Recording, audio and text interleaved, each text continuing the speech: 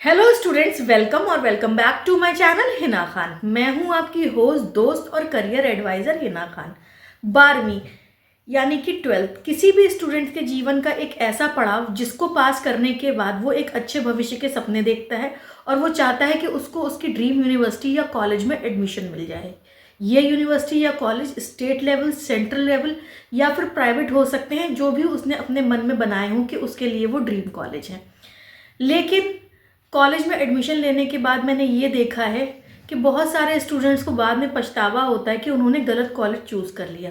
तो आज मैं आपको ऐसे पैरामीटर्स बताऊंगी जिसको देखने के बाद आपको एडमिशन लेना बहुत ज़्यादा आसान हो जाएगा और किन किन बातों का हमें ध्यान रखना चाहिए अपने कॉलेज के चयन करते समय। तो विदाउट एनी फर्दर डिले चलिए वीडियो को स्टार्ट करते हैं।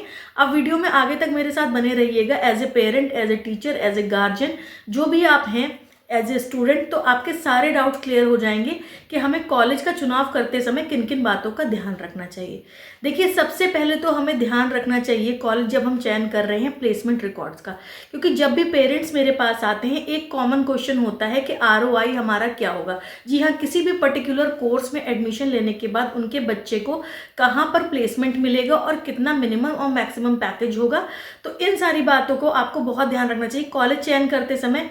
हर कॉलेज ये कहता है कि हम 100% प्लेसमेंट देते हैं।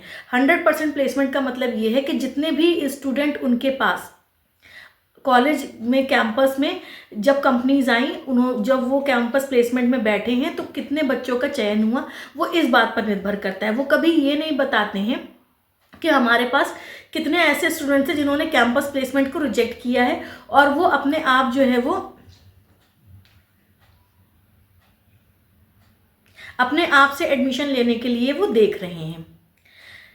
तो आप इस बात का ध्यान रखें। साथ ही साथ आप प्लेसमेंट जिन भी बच्चों का हुआ है उनका मिनिमम और मैक्सिमम पैकेज कितना गया है उन स्टूडेंट से बात करें। उन्हीं स्टूडेंट से नहीं, और भी जो स्टूडेंट्स वहाँ से निकले हैं वो कहाँ पर प्लेस हुए हैं ये भी आप देखें। उसके अलावा दूसरा मेजर फैक्टर जो आपको ध्यान में रखना है वो है फैकल्टीज़ का।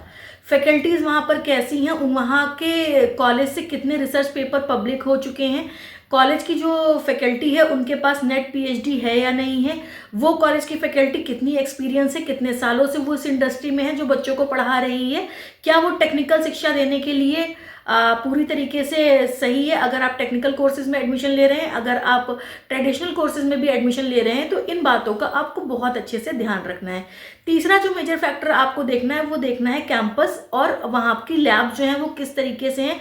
लैब वेल एक्यूपाइड हैं या नहीं है, लैब में पूरा मटेरियल है या नहीं है, सारी मशीनरीज वहाँ पर वर्किंग है या नहीं है, ये भी आपको देखना है। कॉलेज प्लेसमेंट के अलावा कैंपस में यहाँ का कैंपस की लाइफ कैसी है, इन कैंपस और आउट कैंपस, यानी कि वो कैंपस जो है वो कितने रेडियस में फैला हुआ है। साथ ही साथ कैंपस के अंदर तो लाइफ अच्छी है, लेकिन कैंपस कहाँ पर इस्टेब्लिशमेंट है ये भी आपको देखना होगा। पब्लिक ट्रांसपोर्ट से आप कितनी आसानी से आ जा सकते हैं, ये भी आपको एक मेजर फैक्टर ध्यान में रखना होगा। साथ ही साथ आपको ये भी देखना होगा वहाँ के बच्चों से बात करके कि यहाँ पर पढ़ाई कैसी होती है, एक कॉलेज की लाइफ कैसी है, क्या यहाँ पर रैगिंग तो नहीं होती है, ये सारी चीज़ें देखनी है। साथ ही साथ चौथा फैक्टर जो आपको ध्यान रखना है वो ये ध्यान रखना है कि वहाँ पर क्लासेस किस तरीके से होती हैं।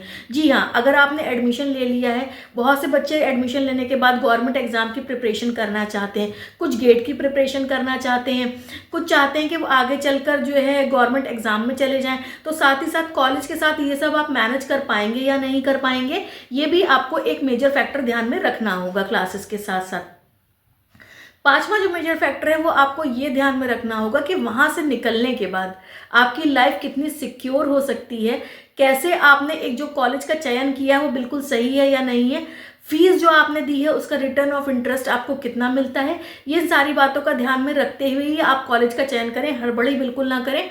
आप फॉर्म भरते रहें, आपका जो भी ड्रीम कॉलेज है मेहनत आप करते रहें, तो आपको सफलता अवश्य मिलेगी। आशा करती हूँ मेरे वीडियोस में आपके सारे सवालों के जवाब मिलते होंगे और मेरे वीडियोस आपको पसंद आते हैं। अगर मेरे वीडियोस आपके लिए हेल्पफुल रहते हैं तो प्लीज़ मेरे चैनल को लाइक, शेयर और सब्सक्राइब करना ना भूलिएगा। मैं मिलूंगी ऐसे ही इन्फॉर्मेटिव नेक्स्ट वीडियो में, तब तक के लिए थैंक्स फॉर वॉचिंग।